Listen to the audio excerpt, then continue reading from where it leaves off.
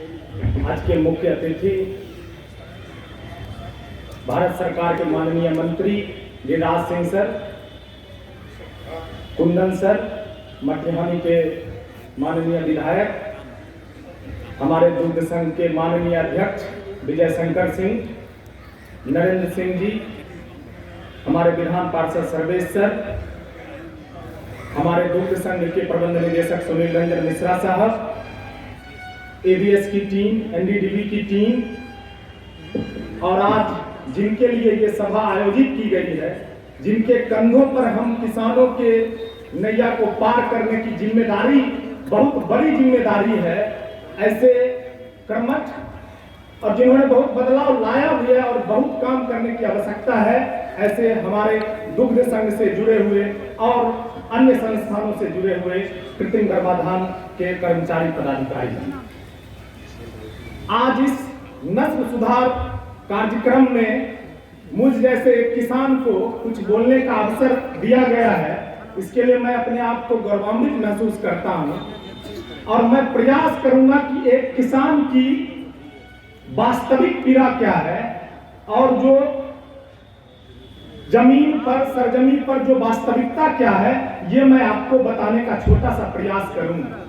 सबसे पहले तो मैं भारत सरकार और माननीय मंत्री गिरिराज सिंह सर को बहुत बहुत धन्यवाद पूरे किसान परिवार की ओर से देना चाहूंगा कि पूरे भारत में ही नहीं, पूरे बिहार में भी बेगूसराय और दुग्ध संघ बरौनी को सबसे न्यूनतम दरों पर सॉर्टेड सेक्स सीमेन उपलब्ध कराने का इन्होंने जो कार्यक्रम चलाया और उसमें हमारे दुग्ध संघ के प्रबंध निदेशक और माननीय अध्यक्ष का सहयोग रहा। इसके लिए हम किसान परिवार आपका सदा ऋणी रहेंगे। अब बात यह आती है कि हमारे विकास में दो चीजें हैं। एक होता है कि हम अपने हेलो एक चीजें तो ये होती हैं कि हम अपने किए हुए बातों का सिंहावलोकन करें। हम ये सिंहावलोकन करने के अधिकारी हैं कि हम जब 85 के आसपास दुग्ध संघ बरौनी की स्थापना हुई और अन्य प्राइवेट डेयरियां भी हमारे जिला में काम करती हैं, Ganga dairy, Uma dairy, awesome ITC, तो 85 से जो दौर चला आर्टिफिशियल इंसीमिनेशन का, गायों में कृत्रिम गर्भाधान हुई और हमारी जो बिहार की मूल नस्ल बछौर थी उस पर हमने काम किया और फिर हम होल्स्टन तक के सफर को तय किया। मुझे ब्लड लेवल और इन सारी चीजों के टेक्निकल बहुत पहलू का ज्ञान नहीं है, रीजन मैं इंजीनियरिंग का छात्र रहा हूं, लेकिन मैं जितना समझ पाया हूं कि इस बात का सिंहावलोकन करने की जरूरत है कि हम 50,000 से 20 लाख लीटर तक पहुंचे हैं, लेकिन मैं मंचस्थ महोदयों से कहना चाहूंगा कि इस बात का आत्मावलोकन करने की जरूरत है कि उसमें पर प्रति गाय दूध का उत्पादन हमारा क्या है, ये आत्मावलोकन करने की जरूरत है। ये सिंहावलोकन करने की जरूरत है कि हमने बछौर से होल्स्टन, हमारे जिले में भी 30 लीटर तक की गाय है, लेकिन ये आत्मावलोकन करने की जरूरत है कि हम फैट और एसएनएफ की मार से जूझ रहे हैं, जबकि हमारा बेगूसराय का जिला, लखीसराय और खगड़िया का जिला भैंस के लिए प्रसिद्ध माना जाता था और हमने इस पे क्यों नहीं काम किया, इसके ब्रीड अपग्रेडेशन पे हमने क्यों नहीं काम किया, ये हमें आत्मावलोकन करने की जरूरत है। हमें आत्मावलोकन करने की, ये सिंहावलोकन करने की जरूरत है कि आज हमारे जिले में एक भी गायों को बुल से ट्रेडिशनल कंसीविंग नहीं कराया जाता है, ये सिंहावलोकन है। लेकिन ये आत्मावलोकन करने की बात है कि क्या हमारे किसान इस लेवल तक अवेयर हो पाए हैं कि उनको इन बातों की जानकारी है कि हमारी गाय प्रॉपर हिट में है कि नहीं, हमें एआई वर्कर के साथ कैसा व्यवहार करना चाहिए, एआई वर्कर को किसानों के साथ कैसा व्यवहार करना चाहिए। ये कहना अतियोक्ति नहीं होगी कि कुछ एक्सेप्शनल हर एक जगह है, किसान भी बहुत स्मार्ट हैं, एआई वर्कर भी बहुत स्मार्ट हैं, लेकिन मैं एक छोटी सी परिस्थिति से आप लोगों को अवगत कराना चाहूंगा। आमतौर पर हमारे जैसा किसान जब गाय लगती है कि हिट में है, ये आप इस पूरे सीन को समझने का प्रयास करेंगे। हम फोन करते हैं, डॉक्टर साहब हमारे गाय हिट में आ गए, पाल दे। वो डॉक्टर साहब उस फोन के समय से भी आते हैं। बहुत सारे एआई वर्कर हैं, आप उनसे पर्सनली बात करेंगे तो वो आपको बताएंगे। कुछ लोग बता भी देते हैं कि टाइम इतने बजे गाइड में आई है, अब आप आके सीमेंट दे दीजिए। जब वो आते हैं, किसान इतने महत्वपूर्ण काम, यहां पे किसान का दोष है, लेकिन जरूरत क्या है कि उनके मेंटल लेवल को हम वहां तक ले जाएं। किसान इतने महत्वपूर्ण काम के समय भी मौजूद नहीं रहते हैं, वो कहीं काम में होते हैं। काम में हो तो समझ में आता है, हम किसान ताश भी खेलते रहते हैं, 16 12 18 22 रीडबल कर रहे होते हैं। एआई वर्कर उसी रास्ते से गुजरता है और बोलता है फलोदा चलबो नहीं तोरा गाय जाए छे सीमेंट दे, हाँ चलो ना आवे छे एक सेट देने। ये जो विडंबना है, अब उसके बाद की परिस्थिति क्या होती है महोदय, ये समझने का थोड़ा सा प्रयास करें। जब एआई वर्कर वहां पहुंचते हैं हमारे दरवाजे पर, तो वो सड़क के दूरी से ही कहते हैं कि पानी गर्म करिए, और हमारे घर की महिलाएं ऐसे तो झगड़ा करेंगी, लेकिन उस समय कटोरा में पानी लेके पर्दा से ऐसे दे दी, और हमारे एआई वर्कर भाई जो है वो उसमें हाथ डालेंगे।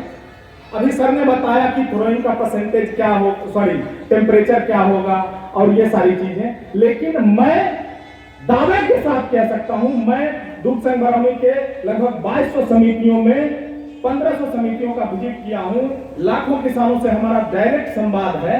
5 से 8000 किसानों को हमने अपने संस्थानों पर प्रशिक्षण दिया है।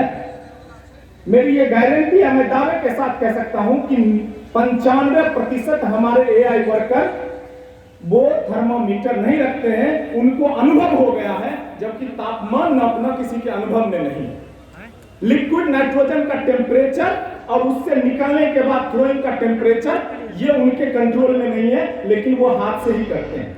हम किसानों का दोष है, हम इतने महत्वपूर्ण काम के वक्त वहां मौजूद नहीं रहते हैं, वो हाथ डाले सीमेंट। अब वो कहेंगे कि सीमेंट जिंदा है या मर गया, इसके मुझे क्या पता, लेकिन इतना तो हम समझ ही सकते हैं कि जो जिंदा है वो तैरेगा, सॉरी जो जिंदा है वो डूब जाएगा और जो मर गया वो तैरेगा। मनुष्य में भी होता है, हम नदी में डूब जाते हैं तो जब डूबते हैं तब नीचे रहते हैं, मरने के बाद हम ऊपर आ जाते हैं। इतना तो समझ ही सकते हैं, लेकिन हम किसानों के मेंटल लेवल को इस हद तक भी नहीं ले पाए हैं कि इतने निश्चित काम के समय भी हम रहे। दुर्भाग्य तब होता है कि हमारे एआई वर्कर भाई जो है वो गन को लोड कर लेते हैं, और गन को लोड करने के बाद पूछते हैं कि किस गाय को पड़े। बात तो वही हो गई ना कि मौरी पहना के दूल्हा को एक गांव से दूसरे गांव ले गए, उसके बाद पूछ रहे कि शादी करना है, लड़की है क्या, तो लाठी लगेगा या लड़की मिलेगी। और तत्पश्चात होता क्या है कि वो अब पूछते हैं कि किस गाय को पड़ेगी। मैं किसी व्यक्ति को सब दोष नहीं देता हूं, ये हमारी खुद की दोष है, क्योंकि हम अगर सशक्त रहेंगे तो उनको करना पड़ेगा, ये किसानों का दोष है। और तब क्या होता है, हमारे घर से महिलाएं कहती है कि है ओन्नेस के दाहिना गाय है ओकरा पड़ता है। अब हमारा दाहिना इधर से है और उनका दाहिना इधर से होता है, वो इधर वाली गाय को दे दिए, 7 महीने की गाय कंसीव है, अगले घंटे छट गई गाय और किसान बेचारा बर्बाद हो गए। लेकिन वो ताश को छोड़ के वहां तक नहीं आ सकता है। तो इसमें जो सभा में किसान हो और जो एआई वर्कर है वो भी किसान है, हमारे बात से हमको लगता है कि वो ताल्लुक जरूर रखते होंगे कि ऐसी स्थितियां आती हैं। तो हमें दुग्ध संघ को, हमारे सरकार को, हमारे माननीय जो यहाँ बैठे हुए हैं और एबीएस जैसी और एनडीडीबी जैसी संस्थानों को भी ये आत्मावलोकन करने की आवश्यकता है कि हम इस पे क्या काम कर सकते हैं, क्योंकि नस्ल सुधार से ही हम कुछ कर सकते हैं। और खास करके हमारे एआई वर्कर बंधुओं से हमारे हाथ जोड़ के विनती होगी कि आप भारत में बसते हैं, हमारी सभ्यता संस्कृति वसुंधैव कुटुंबकम की है, सर्वे भवन्तु सुखिनः सर्वे सन्तु निरामया की है, हम सर्व के कल्याण की बात करते हैं। इसलिए आपसे आग्रह होगा कि आप एक ऐसा पैटर्न डेवलप करें, आप एक ऐसा माहौल विकसित करें कि किसान अपने अधिकार को समझे और आपसे आपके कामों का हिसाब लेने की प्रक्रिया को सीखें। जब तक मुर्गी नहीं रहेगी आप अंडा कितने दिनों तक लेंगे श्रीमान। गायों के किसानों की पशुपालक की हालत इतनी दयनीय है, ये किन्हीं से छुपी हुई नहीं है। इसलिए हम सर्व की सुख की बात करें।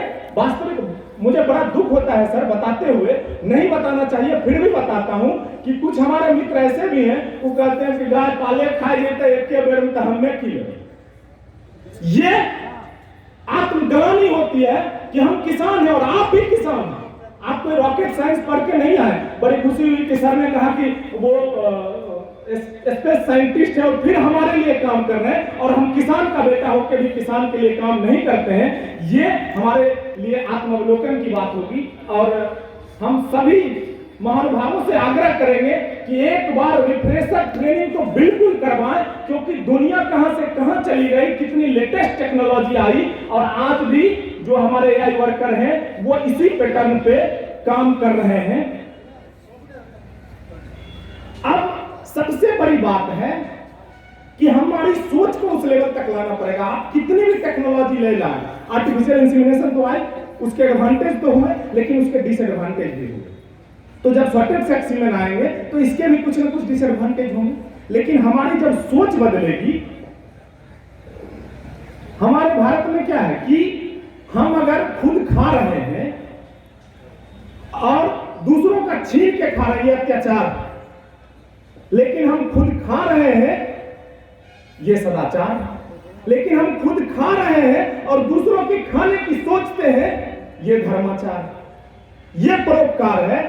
और कोलैबोरेशन, ये जो शब्द हमारे धर्म ग्रंथों में बनाई गई, ये कृषि प्रधान भारत को ध्यान में रख के बनाई गई। बिना कोलैबोरेशन का कृषि संभव नहीं है, पशुपालन संभव नहीं है। और खास करके जितनी भी लेटेस्ट टेक्नोलॉजी है, जितनी भागीदारी एनडीडीबी की है, उतनी भागीदारी एबीएस की है, उतनी भागीदारी हमारे दुग्ध संघ की है, उतनी भागीदारी एआई वर्कर की है, और उतनी ही भागीदारी किसानों की है।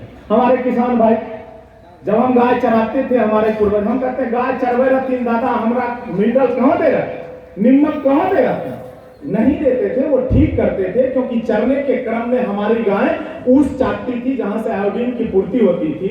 वो एक सर्टेन डिस्टेंस को तय करती थी जिससे शरीर का व्यायाम होता था, और अंत में वो अपनी इच्छा अनुसार किसी तालाब में जाके पानी पीती थी। तो सब कुछ बैलेंस रहता है। लेकिन आज हम नमक नहीं देते हैं। और ये भी एक दुख की बात है, रिफ्रेशर ट्रेनिंग में शायद आप लोग बताएंगे, या हमारे बाद जो एक्सपर्ट आएंगे शायद बताने का प्रयास करेंगे, कि एक भ्रांति फैली हुई है कि गाय अगर कंसीव हो गई तो उसको खल नहीं देना। अब ये जो कॉम्प्लिकेशन है, प्रोटीन का इतना हरासमेंट होता है कि उसके बाद फिर हमारा जो लैक्टेशन पीरियड है उसमें हम प्रोटीन लॉस कर लेते हैं। दूसरा, आयोडीन नहीं देना। अब अपनी भ्रांति, हो सकता है गाय में भी प्रॉब्लम हो, जरूरी नहीं है कि वो सीमेन में, थ्रोइंग में और देने की प्रक्रिया में ही प्रॉब्लम है। गाय में भी प्रॉब्लम हो सकता है। गाय के शरीर में मिनरल्स की कमी है, विटामिन की कमी है, उसका स्वास्थ्य नहीं ठीक है, उसकी साफ सफाई नहीं प्रॉपर है, तो उसमें भी कमी आ सकती है। ऐसा नहीं है कि सिर्फ एआई वर्कर में आप थोप सकते हैं उनकी कमियों को। तो हम ये कहें, लेकिन करते क्या है कि हम अपने बचाव में एआई वर्कर बंधु कह देते हैं कि नमक नहीं दियो 1 महीना 2 महीना। अब कल्पना मात्र कर लीजिए श्रीमान कि 1 घंटे आप बिना नमक के एक दिन एकादशी करते हैं तो सांझ में तारे दिखाई देने लगते हैं, और आप महीनों महीना बिना नमक के पशु को रखने की सलाह दे देते हैं। तो इस तरह हम कुछ छोटी छोटी चीजों के सहारे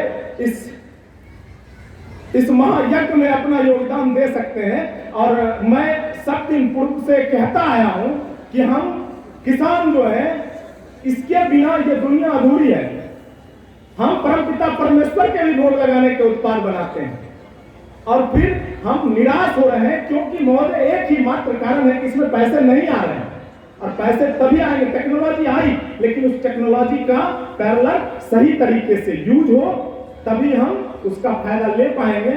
और आज की जो ये सभा हुई, मुझे आप महानुभावों के सामने इतना देर तक बोलने का मौका प्राप्त हुआ, इसके लिए बहुत बहुत धन्यवाद। और माननीय मंत्री का खास करके बहुत बहुत धन्यवाद, जो इन्होंने पशुपालक के लिए जो इनिशिएटिव लिया है। वास्तव में लगता है कि इस देश को वास्तविक पशुपालन मंत्री, कृषि मंत्री पहले बार इस देश को मिला है। और अंत में हम आप सबों एआई वर्कर और महानुभावों की ओर से किसान को आश्वस्त करना चाहेंगे कि सिर्फ हंगामा खड़ा करना मेरा मकसद नहीं। मेरी कोशिश है कि ये सूरत बदलनी चाहिए। तेरे सीने में हो या मेरे सीने में सही है, कोई गराग, कोई आग जलनी चाहिए, इस हिमालय से कोई गंगा निकलनी चाहिए। बहुत बहुत धन्यवाद।